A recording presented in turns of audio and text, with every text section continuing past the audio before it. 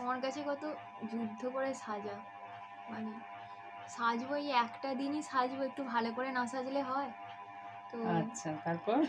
অনেক যুদ্ধ করে অনেক কিছু কাঠখড় পুড়িয়ে সাজা।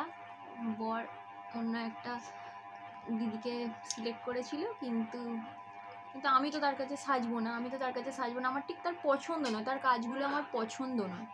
সেজন্য আমি তোমার কাছেই সাজবো। এইসব নিয়ে প্রচুর ঝামেলা, প্রচুর অশান্তি, এসব করে লাস্টে বলছে আমি টাকাই দেবো না, তুমি সাজো, তুমি দেখে নিয়ে যাও। আচ্ছা, ঠিক মানে আছে। বর টাকা দেবে না, মানে রিসেপশনে যেটা সাজবে, তাই তো? হুম হুম হুম। বাবা!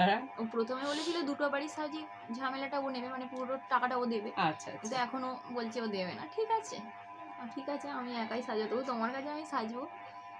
আমার ভালো লেগেছে তোমার সাজগুলো দেখে, তারপরে তোমার সঙ্গে যোগাযোগ করে আমার ভালো লেগেছে, আমি ওই জন্য বাবা! তোমার কাছে সাজবো।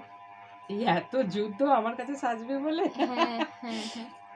আচ্ছা, ঠিক আছে। দেখা যাক লুকটা কেমন করা যায়। হ্যাঁ। হাই বনানি। তো হ্যালো। তোমার তোমার যে আমার কাছে সাজার ইচ্ছাটা পূর্ণ হয়েছে তো? হ্যাঁ হ্যাঁ, পূর্ণ হয়েছে। আমি সেজে খুব খুশি, আমার সাজটা খুবই পছন্দ হয়েছে। এত আচ্ছা। ঝামেলা করে, এত শান্তি করে, মানে এত ঝামেলা অশান্তি করে আমার সাজটা খুব ভালো লেগেছে আমার, মানে সবটা পূরণ হয়েছে আমার। আচ্ছা, ঠিক আছে। Thank you. হাসো, স্মাইল দাও।